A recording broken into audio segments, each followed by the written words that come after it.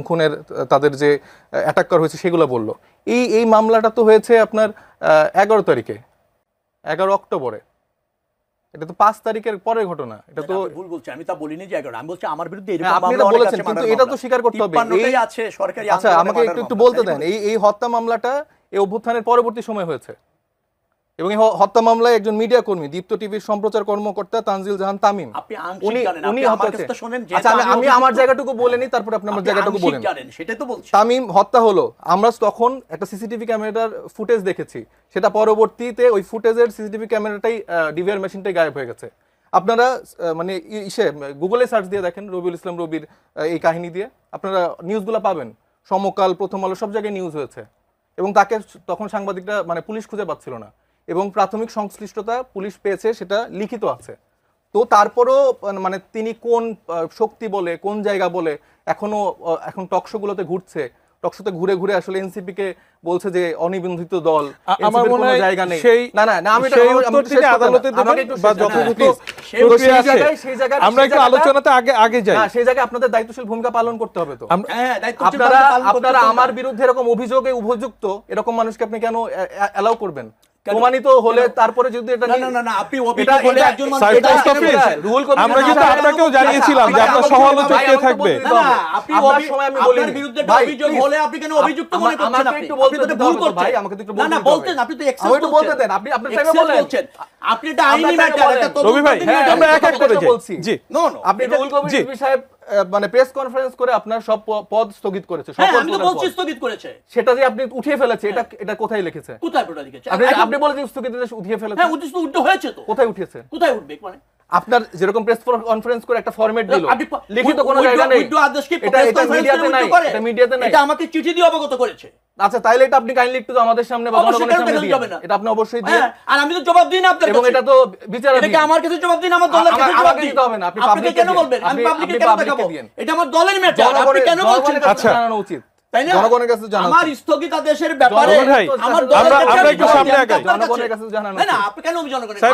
আমার মনে হয় রবিউল আলমের এই ব্যাপারটি নিয়ে আমরা যথেষ্ট পরিমাণ আলোচনা করেছি। এরপরে আমি আরেকটা কথা চাই, আপনি দুই দিন আগে করবেন, আমরা পরবর্তীতে যাই। কথা বলতে জি, আপনি দুদিন আগে মেয়র আতিকের একটা ভিডিও দেখলেন। জি, মেয়র আতিকের সাথে কারা ছিল বলেন? 3 জন বিএনপির বড় নেতা ছিলেন সেখানে। তো আমরা 5 তারিখের পর তো দেখছি যে লিয়াজুগুলা কিভাবে কই করা হচ্ছে। আওয়ামী লীগের লোকজনের সাথে, মানে আওয়ামী লীগের এরকম একজন মেয়র আতিক, যে হচ্ছে সরাসরি খুনগুলোতে ইনভলভ ছিল, সে মানুষগুলোকে শেল্টার দিচ্ছে, তাকে পালানোতে সুবিধা করে দিচ্ছে বিএনপি নেতারা। আপনি হাট মাঠ ঘাটে সব জায়গায় দেখেন, কেরানীগঞ্জ বলেন, যেখানে বলেন, সব জায়গায় বিএনপি এক্সেসগুলো করে দিচ্ছে। তারেক জিয়া সাহেবকে আমি অত্যন্ত সম্মান করি, তিনি আসলে মাঠের পরিস্থিতি এখন বুঝতেছে না। তার যারা এই যে বিভিন্ন লেয়ারের নেতাকর্মীরা আছে, এই যে ভুজুং ভাজুং দিয়ে যাচ্ছে। আর আপনি সরকারের কথা বললেন না, সরকারে কয়জন উপদেষ্টা আছে আমাদের স্টুডেন্টের? 2 জন আছে, আসিফ এবং মাহফুজ। উনি এনসিপির কেউ না। আমরা রাজপথে একসাথে লড়াই করেছি বৈষম্য বিরোধী ছাত্র আন্দোলনের ব্যানারে, কিন্তু এনসিপির সাথে ট্যাগ দিয়েন না। তাইলে আপনি এটাও বলেন যে মির্জা ফখরুল ইসলাম আলমগীর সাহেবের ড্রয়িং রুমে মাহফুজকে কি এনসিপি ডিজোন করে? আমরা ডিজোন করব। আমি ডিজোন করব কেন? কিন্তু দলগতভাবে আমি কেন করতে যাব? আমি এই অভ্যুত্থানের হিরোদেরকে আমি ডিজোন কেন করব? 11ই অক্টোবর যে ঘটনাটা ঘটেছিল অভ্যুত্থানের প্রায় 4 মাস পর, এটা কোনো রাজনৈতিক ঘটনা না, এটা আমার ব্যবসা প্রতিষ্ঠানের নির্মাণাধীন একটা ভবনে একটা দুর্ঘটনা, তার জন্য একটা এজাহার হয়েছে, সেটা আদালতে বিচারের দিন আছে, তদন্ত চলছে, উচ্চ আদালত থেকে জামিন নেওয়া হয়েছে, নিম্ন আদালত থেকে জামিন নিয়ে আছি, তদন্তে একটা ধাপ শেষ হয়েছে, অন্য ধাপ চলছে।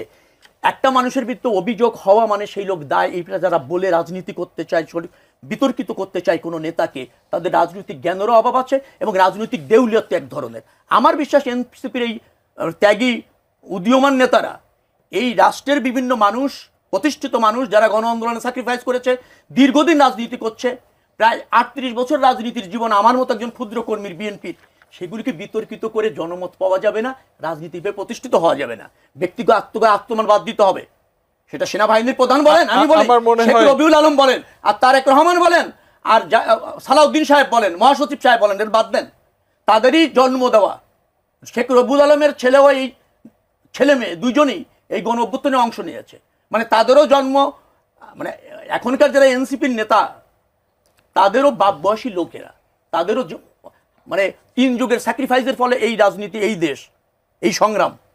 হ্যাঁ, তো এগুলিকে কথায় কথায় রাজনীতি না করে বিতর্কিত করা, এটা যেটা হচ্ছে আমার ধারণা হচ্ছে অঙ্কুরে বিনষ্ট হয়ে যাবে। দেখেন ইতিমধ্যে শত শত লোক পদত্যাগ করেছে এনসিপি থেকে, আজকে 15 জন পদত্যাগ করেছে আমি দেখলাম একটা উপজেলার থেকে। কেন পদত্যাগ করছে?